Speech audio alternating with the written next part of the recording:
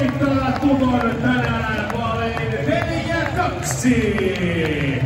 Ja Jokeri voittaa Tukon suoraan otteluvoittoon 3-0. Ja arvoisa yleisö, me jatkamme välieriin.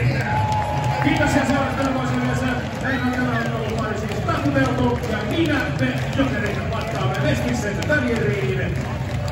Jokereiden seuraava kotiottelu ja Mestisen ensimmäinen välierä täällä Nordicsella ensi keskiviikkona 12. päivä maaliskuuta kello 18.30. Liput ticketmaster.fi. Tervetuloa!